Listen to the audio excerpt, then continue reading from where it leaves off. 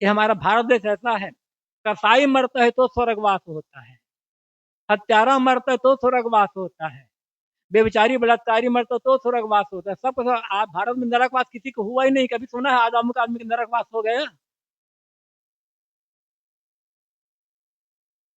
सिर्फ कहने का तरीका है कि अमुक आदमी का स्वर्गवास हो गया, सुनने में अच्छा लगता है, कहने में अच्छा लगता है। एक चुटकुला याद आ गया। एक युवक के पिता की मृत्यु हो गई, पुराने जमाने की बात। उन्होंने अपने मित्रों को, संबंधियों को, रिश्तेदारों को पत्र भेजा कि आज अमुक तारीख को दुख के साथ सूचित करना पड़ रहा है कि हमारे पूज्य पिताजी का स्वर्गवास हो गया। श्रद्धांजलि सभा भी अनेक लोग आए। उसका एक मित्र बहुत दूर रहता था, उसे भी चिट्ठी मिली, उन्होंने भी, वो तो आ तो नहीं सके, लेकिन चिट्ठी मिला कि आपके पिताजी का स्वर्गवास सुन करके मुझे बहुत दुख हुआ। 6 महीने पश्चात वो आए और कहे कि आपके पिताजी का स्वर्गवास हुआ है, तो मैंने चिट्ठी लिखी थी, आपके पिताजी का स्वर्गवास सुनकर मुझे बहुत दुख हुआ। चिट्ठी मिली कि नहीं मिली? क्या मिली? तो मैंने लिखा था, इसका अर्थ जानते हो ना क्या है? इसमें क्या है? मैंने खुद लिखा था कि मेरे पिताजी के स्वर्गवास में मुझे दुख है कह करके। आपने भी यही लिखा, मेरे पिताजी, आप पिताजी का स्वर्गवास हो गया, मुझे बहुत दुख हुआ। ऐसा नहीं है। तुम्हारे पिताजी ने जीवन में ऐसा कुछ काम किया ही नहीं था कि उन्हें स्वर्ग में जरूर घूस देकर के स्वर्गवास हो गया, इतना मुझे दुख हो रहा है। उसे तो नरक में जाना था, लेकिन स्वर्ग में चला गया। मुझे ये दुख की बात है मेरे लिए। उसे जरूर घुस में दिया होगा तभी स्वर्ग गया हो। तो ये कहने का स्वर्गवास है भाई। तो क्या स्वर्ग काल्पनिक है? आकाश में माना हुआ स्वर्ग, मरने के बाद माना गया स्वर्ग बिल्कुल काल्पनिक है, चाहे कहीं भी लिखा हो और कोई महात्मा कहता हो। आकाश में कोई स्वर्ग नहीं। ऊपर की बात आती है। ऊपर की बात किसे कहोगे आप? हम चूंकि धरती पर हैं, आकाश की तरफ देखते हैं तो चंद्रमा, सूरज, अनेक तारे दिखाई पड़ते हैं, वो ऊपर है। कल्पना करो कि हम और आप चंद्रमा में चले जाएं तो चंद्रमा नीचे दिखाई पड़ेगा, धरती ऊपर दिखाई पड़ेगी। ऊपर नीचे कुछ नहीं है, सब तैर रहे हैं ब्रह्मांड में। छोटा सा एक पिंड अनंत ब्रह्मांड के सामने, हमारी ये पृथ्वी धूल के कण के 1000वें हिस्से के बराबर नहीं होगी। अनंत ब्रह्मांड की सीमा है क्या? अभी कुछ दिन पहले मैंने पढ़ा था कि वैज्ञानिकों ने एक ऐसे तारे की खोज की है, पता है को अमुक क्लस्टर में जाकर के वो तारा है, वहां बहुत दूर। वो इतना बड़ा तारा है, वो 6 अरब सूरज उसमें समा सकता है। 6 अरब सूरज, इतना बड़ा तारा है। हमारी पृथ्वी सूरज सामने क्या है? वो तारा में 6 अरब सूरज समा सकता है। वो भी एक तारा है, वो उससे भी बड़े तारे हैं। और हम कहते हैं हमारी धरती इतने बड़ा ये है। यार धरती तो बहुत छोटी सी है। तो आकाश पाताल में न कहीं स्वर्ग है और न कहीं नरक है। स्वर्ग और नरक इसी जीवन में है। चाहे अपने व्यवहार से, अपने कर्म से, आचरण से हम अपने जीवन को, परिवार को नरक भी बना सकते हैं और स्वर्ग भी बना सकते हैं। दो शब्द चलते हैं इस्लामी परंपरा में, जन्नत और बिहिश्त कहा जाता है। भारतीय परंपरा में दो शब्द चलते हैं, स्वर्ग और बैकुंठ। स्वर्ग और बैकुंठ को समझना होगा कि कैसे अपने जीवन में स्वर्ग और बैकुंठ का अनुभव कर सकते हैं, जी सकते हैं। और जो हम धर्म का जो काम करते हैं, पूजा पाठ आदि जो करते हैं,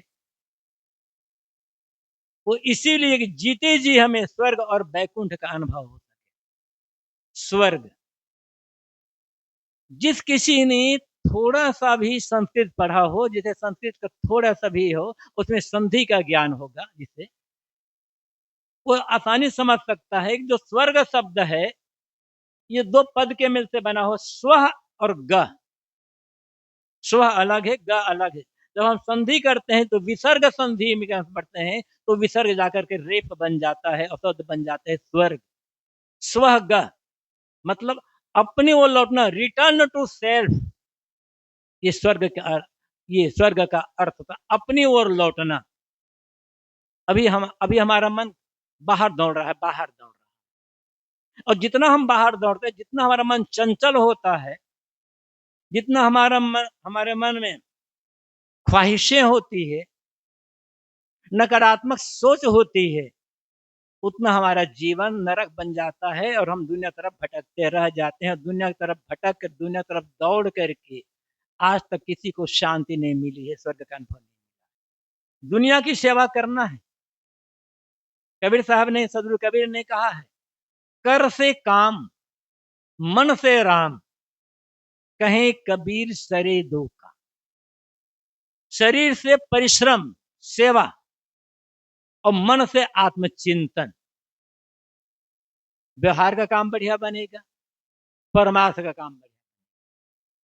आप क्या मानते हैं, किसकी पूजा करते हैं, किस देवता को मानते हैं, किस भगवान को मानते हैं, किस गुरु को मानते हैं, वो आपकी मान्यता है। और मान्यता से, मानने से जीवन न बनता है न बिगड़ता है। करते क्या है, कर क्या रहे हैं, मान तो बहुत कुछ रहे हैं, क्या हमारा जीवन, हमारे जीवन का आचरण पवित्र है?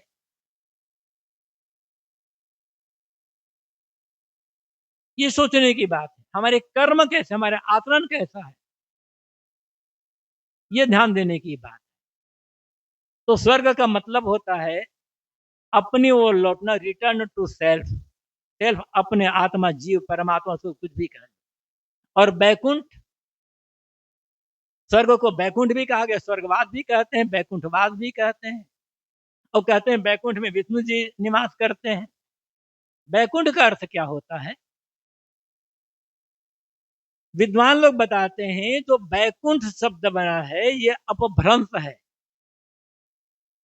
इसका शुद्ध रूप है विकुंठ। कुंठा एक शब्द है और उसमें वी उपसर्ग लगा है, जैसे अंग्रेजी में प्रीफिक्स कहते हैं हम, हिंदी और संस्कृत में उसे उपसर्ग कहते हैं, जो किसी शब्द के पहले आता है, जुड़ता है। तो विकुंठ, वी मतलब होता है नहीं, कुंठ मतलब कुंठा, कुंठा रहित मन, कॉम्प्लेक्स फ्री माइंड, जीते जी बैकुंठ का निवास है। सोचना है अपने को, हमारे मन में कोई कॉम्प्लेक्सेस तो नहीं है ना, कोई गांठें कोई तो नहीं है, कोई ग्रंथि तो नहीं है। जितनी ग्रंथि होगी, साइकोलॉजी क्या बताती है, मनोविज्ञान हमें क्या बताता है, जितने जितने कॉम्प्लेक्स होंगे मन में, हमारी गांठें होंगी, उतने जीवन नरक बनेगा। हम टेंशन में, डिप्रेशन में, फ्रस्ट्रेशन में जीते चले जाएंगे। और आज की ये तीनों बीमारी बहुत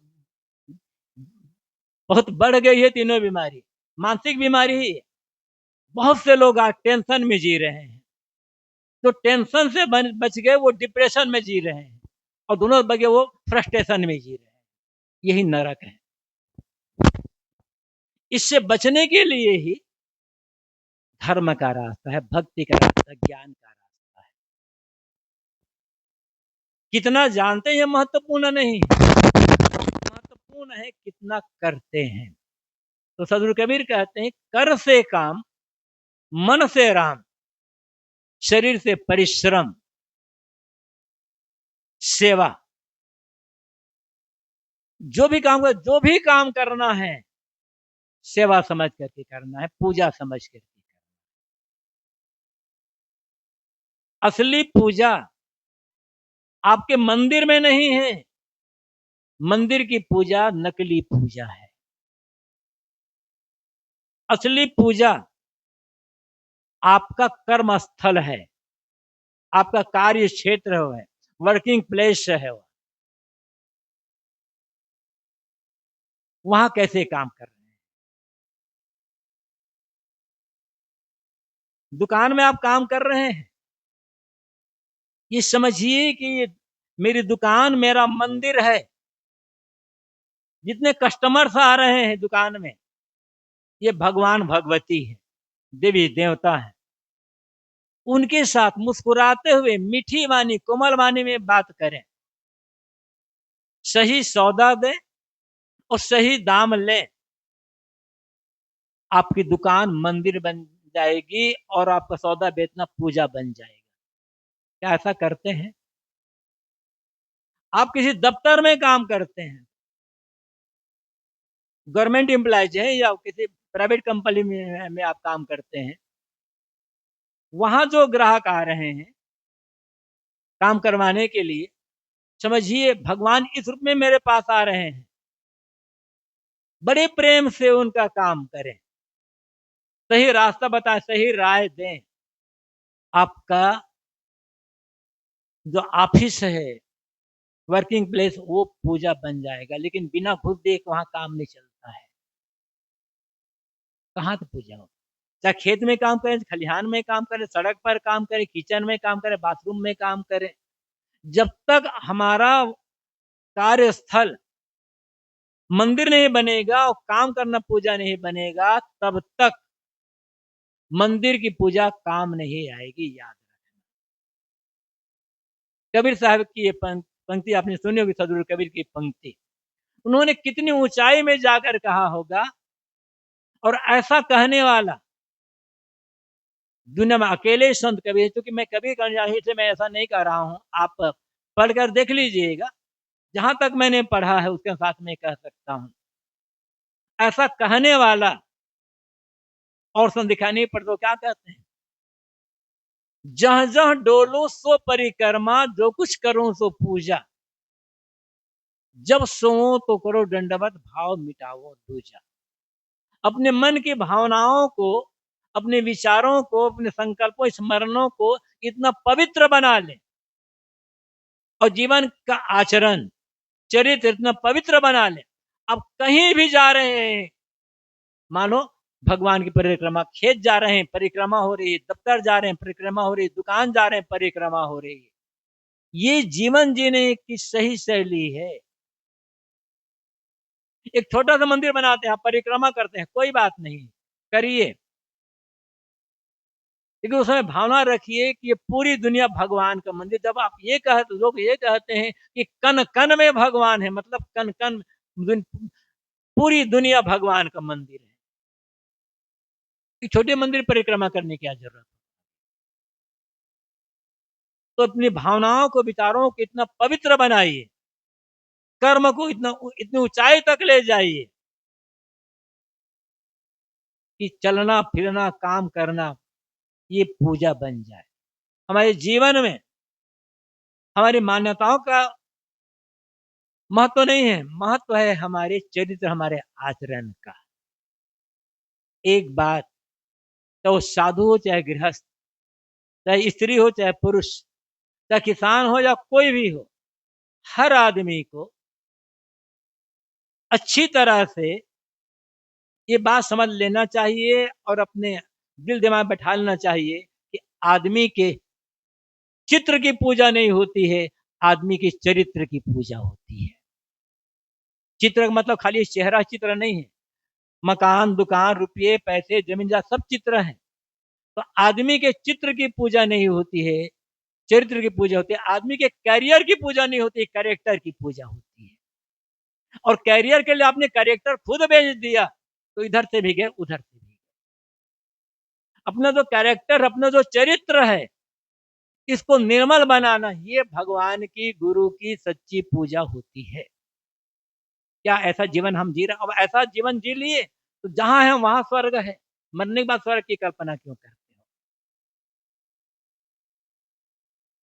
जीवन को, अपने परिवार को स्वर्ग क्यों नहीं बना?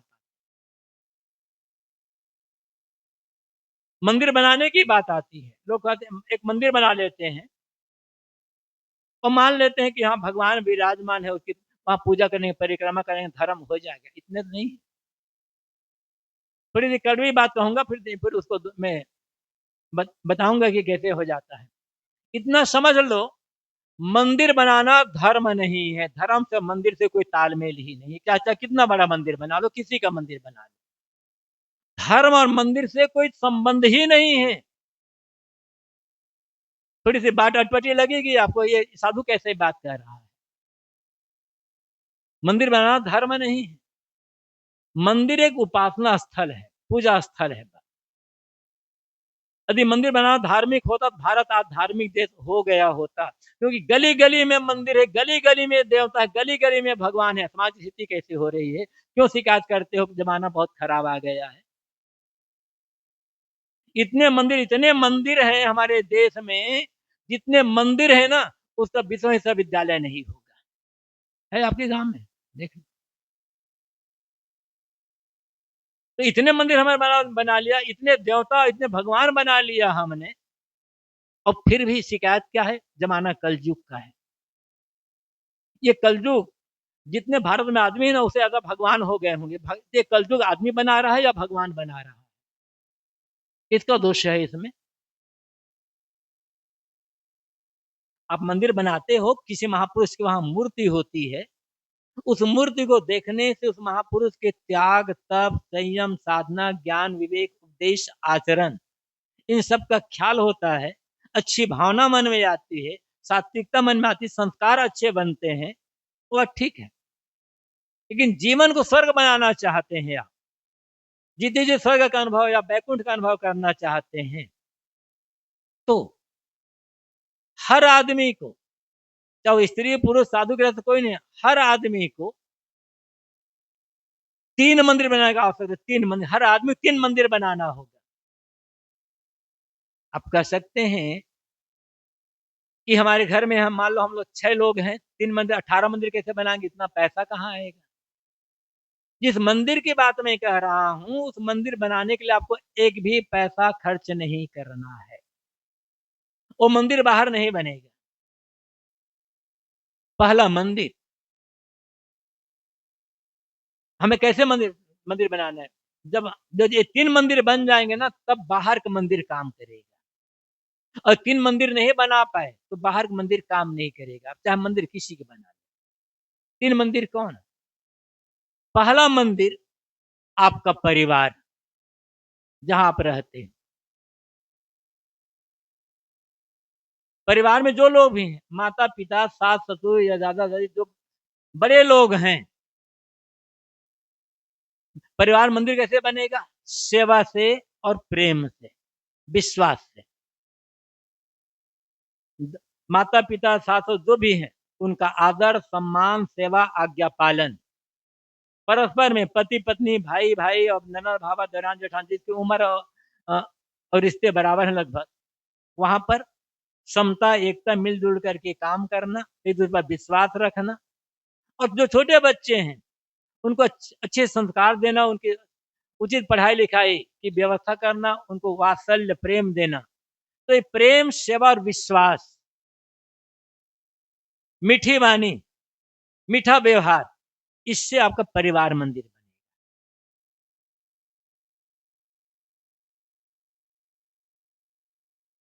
और यदि प्रेम नहीं है, विश्वास नहीं है, मीठी वाणी नहीं है, मीठा व्यवहार नहीं, बड़ों के लिए आदर नहीं है, तो ऐसे परिवार ही तो बन जाता है, नरक बन जाता। तो पहला मंदिर प्रेम, सेवा, विश्वास, मीठी वाणी, मीठा व्यवहार से आपको परिवार मंदिर बनेगा। खर्चा नहीं लगेगा। थोड़ा सा विचार बदलना होगा, सोच बदलनी होगी। दूसरा मंदिर जीवन, जीवन मंदिर बनेगा अच्छे कर्म, अच्छा आचरण, सद्गुण, सदाचार, त्याग से। जो काम करें सोच विचार करके करें।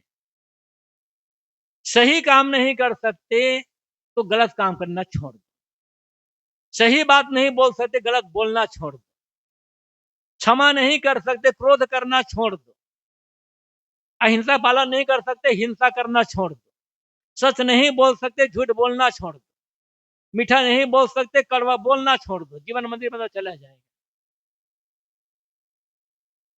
तो सद्गुण हो, सदाचार हो, उज्जवल चरित्र हो, शुभ कर्म हो, जीवन मंदिर बन जाएगा। और तीसरा मंदिर मन। मन मंदिर कैसे बनेगा? सकारात्मक सोच से। जो सोचे अच्छा सोचे, अपने लिए, दूसरों के लिए। आपका दुश्मन भी यदि कोई है ना, जब उसका ख्याल आए तो सोचो उसका भला हो, उसका कल्याण हो। उसका कल्याण हो या ना हो, आपका कल्याण हो जाएगा। हम मनुष्य हैं और कहा गया है मननात मनुष्य। जो प्राणी मनन करता है, सोचता है, किसी बात पर गहराई से चिंतन करता है, उसी प्राणी को कहा जाता है मनुष्य। मननात मनुष्य, मनन करने कारण से हम और आप मनुष्य हैं। हमारे पास मन है और हमारा मन बहुत संवेदनशील है, बड़ा सेंसिटिव है हमारा मन। और कुछ न कुछ हमारा मन हर समय सोचता रहता है, चाहे आप निगेटिव सोचो, चाहे आप पॉजिटिव सोचो। जब हम निगेटिव सोचते हैं, हमारे विचार नकारात्मक होते हैं, तब होता क्या है? हमारे शरीर में जो ग्लैंड्स हैं, वहां से जो हार्मोन्स निकलते, इतना जहरीला हो जाता, हमारा पूरा शरीर जहरीला हो जाता है। जो आदमी बराबर निगेटिव सोचेगा, हर बात में निगेटिव, हर बात में निगेटिव सोचेगा, उसका तन बीमार पड़ेगा, मन बीमार पड़ेगा। मन तो पहले बीमार है। फिर जीवन में, संसार में कोई चीज आपको सुख नहीं दे पाएगी। लेकिन जब पॉजिटिव सोचते हैं, सकारात्मक सोचते हैं, तो हमारे शरीर में जो तमाम ग्लैंड्स हैं, जो जो डॉक्टर बताते हैं, साइकोलॉजिस्ट बताते हैं, वहां से जो हार्मोन्स और रसायन निकलते हैं ना, उसमें इतना टॉनिक और अमृत होता है, वैसा टॉनिक अमृत दुनिया में भी कहीं नहीं बना। मन बलवान और शरीर बलवान, और फिर आनंद ही आनंद हो गया। तो अच्छे विचार से, सकारात्मक सोच से, ज्ञान विवेक चिंतन से हमारा मन मंदिर बनेगा। प्रेम से, सेवा से, मीठी वाणी, मीठा व्यवहार, आदर सम्मान, इससे परिवार मंदिर बनेगा। सद्गुण, सदाचार, त्याग, उज्जवल चरित्र और सदकर्म, इससे जीवन मंदिर बनेगा। और अच्छे विचार से, आत्मचिंतन से, ज्ञान के चिंतन से मन मंदिर बन गया। जब आपने 3 मंदिर बना लिया, तब बाहर का मंदिर आपका कल्याण करेगा। यदि ये 3 मंदिर नहीं बनाए, बाहर मंदिर कुछ भी नहीं करने वाला है। दुर्भाग्य यह है, जहां पैसा लगता है वहां मंदिर बना लेते हैं, बड़े बड़े मंदिर बना लेते हैं। जहां पैसा नहीं लगता वहां हमारा ध्यान ही नहीं गया आज तक। कहां से स्वर्ग का अनुभव होगा? आत्म कल्याण का काम कैसे हो सकेगा? इस बात में सोचने की बात। और साथ साथ जब आप बाहर मंदिर बनाते हो, किसी भी महापुरुष की, मैं अमुक के नहीं कह रहा हूं, चाहे किसी महापुरुष की मूर्ति है, मंदिर में तो मूर्ति होती ही है, मस्जिद में मूर्ति नहीं होती, वहां तो साफ होता है। तो किसी भी महापुरुष की वहां मूर्ति होती है। अब मंदिर जाते हो, बड़ी श्रद्धा के साथ जाते हो, कुछ फूल प्रसाद लेकर और एक छोटा सा दिया लेकर, दीपक लेकर, अब पूजा आराधना करते हो और एक छोटा सा दिया जला देते हो। रात्रि का समय है, अंधकार है, उस समय आप दिया जलाते हो, तो बात समझ में आती है, भाई अंधकार है, कोई आएगा, भटक जाएगा, किस चीज पर पैर पड़ जाएंगे, चोट लग जाएगी, ठोकर लग जाएगी। तो रात्रि में दिया जलाना तो सार्थक लगता है। किंतु जब दिन के समय है, सूर्य निकल चुका है, पूरा प्रकाश फैल गया है, फिर भी आप दिया जला रहे हो, क्या दुख है जलाने का? वो भी खुला प्रकाश। और फिर आप ये कहते हैं भगवान तो दुनिया को प्रकाश देने वाला है, तो दुनिया प्रकाश देने वाले, उसके लिए आप छोटा सा दिया क्यों जला रहे हो आपके सामने? क्या मंदिर में बैठे भगवान को दिए की आवश्यकता है? उसे आवश्यकता नहीं है, वो एक प्रतीक है। मैं ये नहीं कर रहा हूं तो दिया जलाना गलत है, जलाइए, ये एक प्रतीक है। किस बात का प्रतीक है, इस समझने की आवश्यकता है। और प्रतीक को समझकर हमने उसका प्रयोग करना शुरू कर दिया ना, तो सचमुच में भीतर बाहर उजाला ही उजाला हो जाएगा, दुख खत्म हो जाएगा। आपने बहुत दिया जलाया होगा, आगे भी जलाएंगे, लेकिन आगे जब मंदिर जाए आप, अब यदि मान लो आप मंदिर नहीं भी जाते हो, किसी भगवान देवी देवता को नहीं मानते, अलग अलग ईश्वर नहीं मानते, तो भी आपको दिया जलाने की आवश्यकता है। बाहर में जब भीतर जलाना। जब आप मंदिर जाओ तो किसी की मूर्ति है या घर में आपने अपने गुरु का चित्र रखा हुआ है, वहां जब दिया जलाते हो तो आगे जब दिया जलाएंगे ना, तो दिया जलाने के पश्चात वहां चाहे आप खड़े होकर, बैठ कर, आंख बंद करके, हाथ जोड़कर एक प्रार्थना करना है। और फिर प्रार्थना, केवल प्रार्थना तक नहीं रुकना है, प्रयोग भी करना है।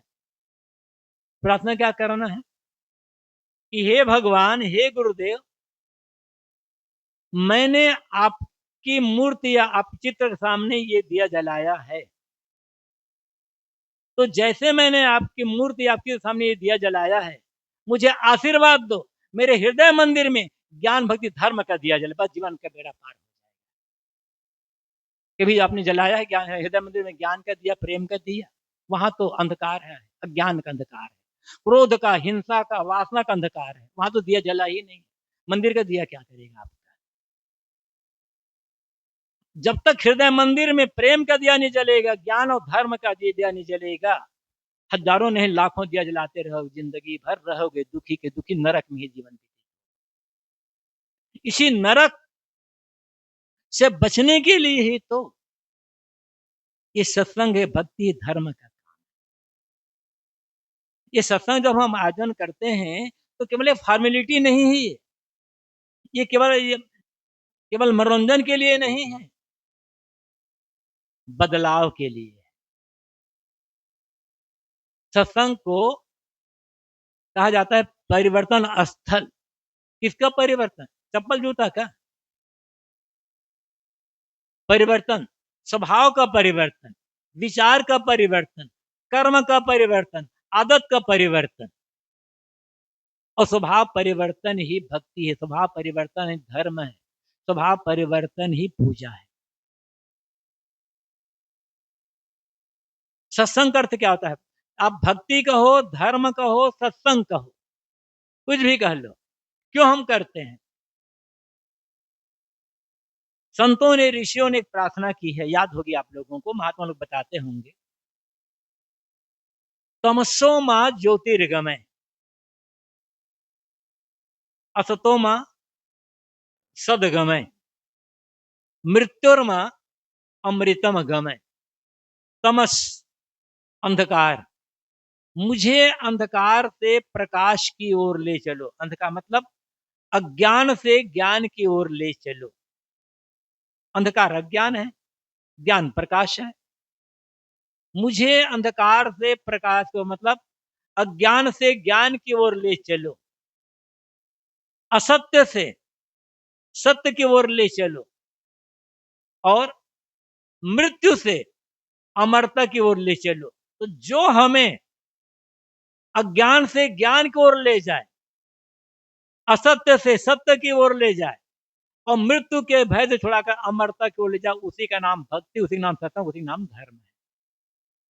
अब सोचना ये होगा इतने दिन से हम भक्ति करते आ रहे हैं, सत्संग करते आ रहे हैं, धर्म का काम करते आ रहे हैं, हमारे भीतर के अज्ञान का अंधकार कितना दूर हुआ है? ज्ञान का दीपक जल रहा है या नहीं जल रहा है, या पूछा हुआ है? यदि ज्ञान का दीपक जल रहा था, टिमटिमा ही रहा होगा, तो समझना भक्ति धर्म सत्संग जीवन में उतर रहे हैं।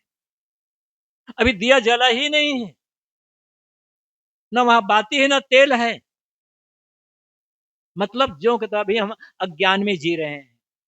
और ज्ञान में जीने का मतलब दुख, दुख मतलब नरक। नरक कहीं कुछ और नहीं है, दुख ही नरक है। ये मानसिक पीड़ा, मानसिक दुख, मानसिक संताप, मानसिक जो तनाव, टेंशन है, यही नरक है, अलग और नरक कुछ है नहीं। मन को उद्विग्न बने रहना, अशांत बने रहना, चंचल बने रहना, यही नरक है। इससे बचने के लिए ही इस सत्संग भक्ति धर्म का आयोजन होता है, जीवन परिवर्तन के लिए। बात चली थी सेवानिवृत्ति की। सेवानिवृत्ति मतलब सरकारी सेवा से निवृत्ति हुई है। एक उम्र के पश्चात सरकार लोगों को सेवानिवृत्ति देती है ताकि और लोगों को भी अवसर मिले सेवा करने का। ये सरकारी सेवा से निवृत्ति है, काम धाम से निवृत्ति नहीं है, समाज सेवा से भी निवृत्ति नहीं है और आत्म सेवा से निवृत्ति नहीं है। अब सरकारी सेवा से निवृत्ति होकर के आत्म सेवा, आत्म कल्याण का काम करना है। और साथ साथ जिस समाज में हम रहते हैं, जिस समाज में हमें बहुत कुछ मिला है, उस समाज की सेवा करें, कुछ दें समाज को। समाज का हमारे ऊपर बहुत उपकार है। कपड़ा हमने थोड़े पैदा किया, ये माइक हमने थोड़े बनाया है, सड़क हमने थोड़े बनाए, गाड़ी हमने थोड़े बनाए। पता नहीं, पैसा देना उसका बदला नहीं होता है।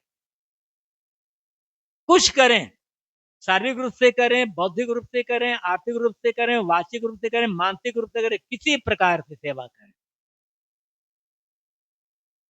ऐसा कुछ दें समाज को जिससे लोगों को शारीरिक, मानसिक और बौद्धिक संतोष मिले, प्रसन्नता, सुख मिले और साथ साथ सही दिशा मिले, सही आदर्श मिले, जीवन को सफल बनाने की प्रेरणा मिले। यह हर व्यक्ति का पहला कर्तव्य है। पहला कर्तव्य कहो या आखिरी कर्तव्य। तो मानव जीवन का उद्देश्य आत्मनो मोक्षात् जगत हिताय है। आत्मा का मोक्ष मतलब मैंने कहा था कि मरने के बाद मुक्ति होगी, कौन देखता है, कौन जानता है। जीते जी, इसका अर्थ क्या है? ऐसा व्यवहार, ऐसा कर्म आचरण, ऐसा चिंतन और मन पर इतना कंट्रोल कर लेना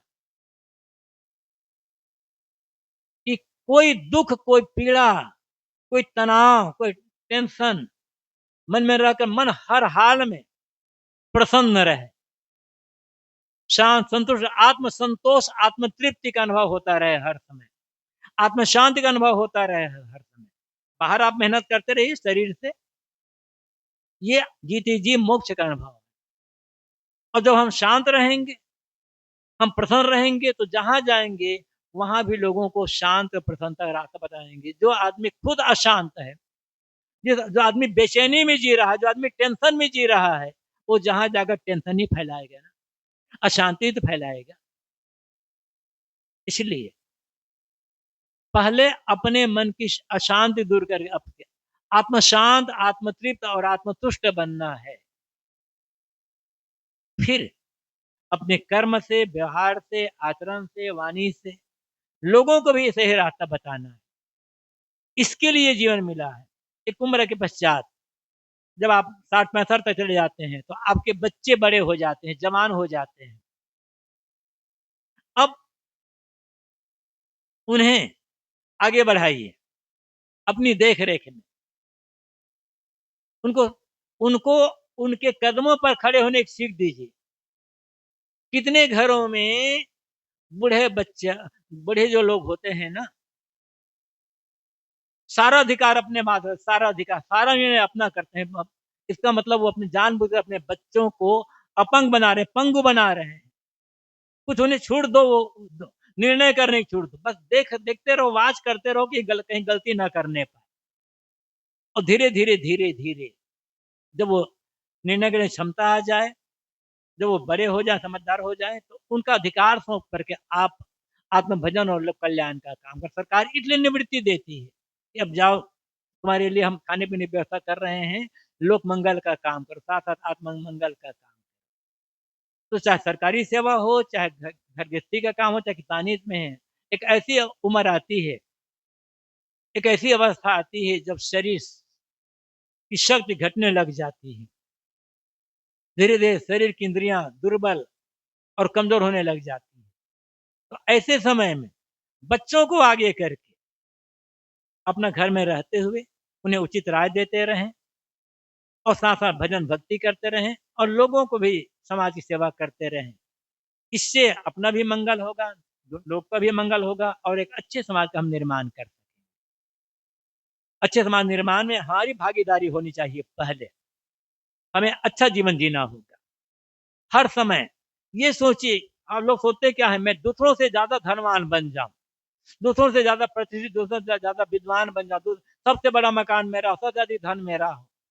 यही सोच समाज बिगाड़ने का काम करती है। आप नीति से, नियम से, मर्यादा से काम करें, जितना हो जाएगा हो जाएगा। आप धनवान, आप धन के क्षेत्र में, पद के क्षेत्र में, प्रतिष्ठा के क्षेत्र में और क्षेत्र में भले आगे न बढ़ पाए, लेकिन सेवा, सद्गुण, सदाचार, अच्छे कर्म क्षेत्र में आगे जरूर बढ़े। आप मंदिर जाते हैं या कभी किसी प्रार्थना करते हैं, प्रार्थना तो आप लोग करते ही होंगे। प्रार्थना करने में आज तो प्रार्थना नहीं रही, प्रार्थना भीख हो गई है। हे भगवान ये देना, हे भगवान वो देना, हे भगवान वो देना। भगवान आपको नहीं देगा, याद रखना। उदाहरण देता हूँ, भगवान आपको नहीं देगा। क्यों ऐसे नहीं देगा? आप मंदिर जाते हो, पुजारी कोई बैठा हुआ है, आप पुजारी से कहते हो, पुजारी जी ये दुख है, ये दुख है, ये दुख है, व्यापार में घाटा हो रहा है, ये हो रहा है। पुजारी क्या कहता है, बेटा भगवान से मांगो, भगवान सब कुछ दे देगा तुम्हें। पुजारी क्या कहता है, भगवान, बेटा भगवान सब कुछ दे देगा। आपने भगवान से मांगा, चलोगे पुजारी के बेटा को दक्षिणा दे। पुजारी आपसे मांगे, भगवान से नहीं मांगेगा। यदि भगवान देता ना, पुजारी, यदि भगवान देता तो पुजारी सबसे पहले भगवान से मांगता, तुमसे नहीं मांगता। उसे पता है भगवान ये देगा, आपको अपने कर्म से मिलेगा। तो आप प्रार्थना करते करो, लेकिन भीख मत मांगो, धन पैसा मत मांगो, उसे कुछ मिलने वाला नहीं है। क्या मांगना है? सुना होगा आप लोगों ने सुकरात का नाम, आज लगभग 23-24 साल पहले यूनान के एथेंस नगरी में हुए हैं। अपने जमाने का कबीर कह सकते हैं सुकरात, बड़ा क्रांतिकारी, बड़ा विचारक। सुकरात ने भी प्रार्थना की, अद्भुत प्रार्थना।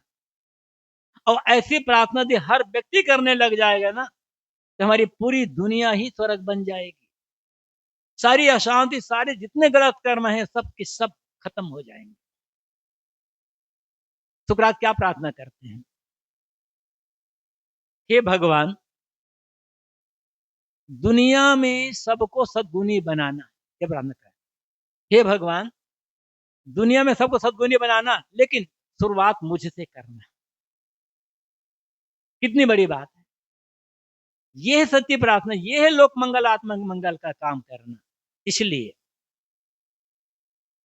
बिहार भौतिक क्षेत्र में मेहनत करिए, जम करके मेहनत करिए। किसी मांगिए मत, भीख मांगने का भीख मत मांगिए, कोई देगा नहीं आपको। जम करके मेहनत, सारी शक्ति, सारी एनर्जी लगा दीजिए उस पर, पूरा फोकस।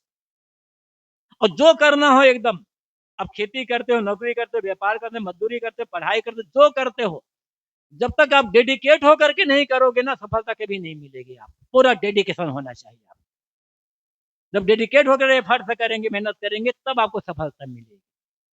और साथ साथ उसके लिए भी काम करना है। तो सुरेश भाई और पुष्पा बेन, उनके सरकारी सेवा से निवृत्ति, दुकान का उद्घाटन, इस उपलक्ष्य में सत्संग का आयोजन, संतों का समागम और आप सबका समागम। संतों द्वारा बहुत कुछ बातें सुनने को मिली होगी आपको। मैंने भी तो निवेदन किया, कुछ नई बातें आपको लगी हुई। यदि कुछ बातें मेरी कड़वी लगी होगी तो क्षमा याचना करता हूँ, और अच्छी लगी होगी तो विचारिए, जीवन में उतारिए। आप सबको बहुत बहुत धन्यवाद, शुभकामनाएं अपनी वाणी पर विराज। बोलिए सदगुरुदेव की जय। आपके अपने पसंदीदा YouTube चैनल खुशहाल जिंदगी टीवी का लक्ष्य आपको किसी भी तरीके से डोमिनेट करना नहीं है, ना ही आपके धर्म, मत, मजहब और परंपरा के खिलाफ बोलना है। हमारा मकसद है आपके भीतर जो परम सत्य सोया हुआ है उसे जगाना, किसी भी तरीके से परम सत्य को उद्घाटित करना हमारा मकसद है। हम जो भी सच है आपके भीतर उसे उजागर करते हैं, ताकि आप सत्य का साक्षात्कार कर सकें और हर तरीके के भ्रम, अंधविश्वास, कर्मकांड, पाखंड, ढोंग, ढकोसले, छू मंत्र, जादू मंत्र और चमत्कार से बाहर निकल सके। उम्मीद करते हैं कि आपने बड़ी बारीकी से इस पूरे सत्संग को गहरे में लिया होगा और समझा होगा। सचमुच में आंखें खोल देने वाला ये सत्संग प्रवचन है। इसी तरीके से आप गहराई में जाकर सद्गुरु संतों के प्रवचनों को समझिए और अपने भीतर जो भी अंधेरा है, जो भी अंदर में कचरा है उसे बाहर निकालिए, ताकि आपका जीवन सार्थक हो सके और आप जीते जी मुक्ति का अनुभव कर सकें।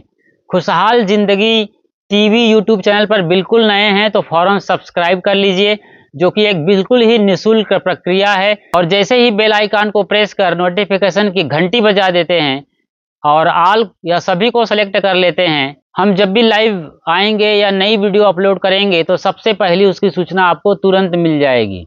मिलते हैं जल्द ही एक नई वीडियो में, तब तक अपना और अपनों का ख्याल रखिए। शुक्रिया, साधुवाद और साहेब बंदगी।